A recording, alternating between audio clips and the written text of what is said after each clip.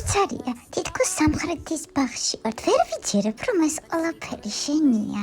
ხა, ჩემი დიდი ხნის ოცნება იყო ვარდების ორანჟერია და როგორც იქნა ავისრულე. მე როგორც ვიცი, იტალიიდან იწყება ორანჟერეების ისტორია. ნამდვილად ასეა, უფრო მოგვიანებით გავრცელდა საფრანგეთში და რატომღაც სწორედაც რომ ფრანგული სახელი შემორჩა. არა, გასაკვირი. მე-16 საუკუნეში ხომ პარიზი ითვლებოდა ევროპის კულტურის ცენტრად და სიტყვით რას ნიშნავს ორანჟერეა?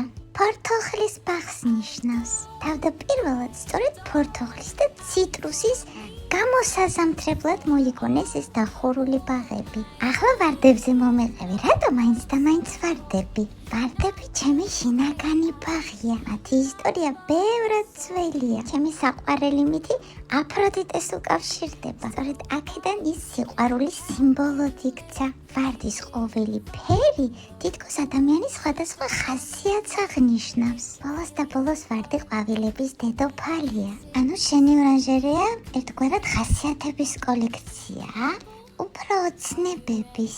ახლა მეც მეცოდინება, რომ ოცნებას ზრუნვა, შრომა და სითბო ჭირდება, რომ აყვავდეს.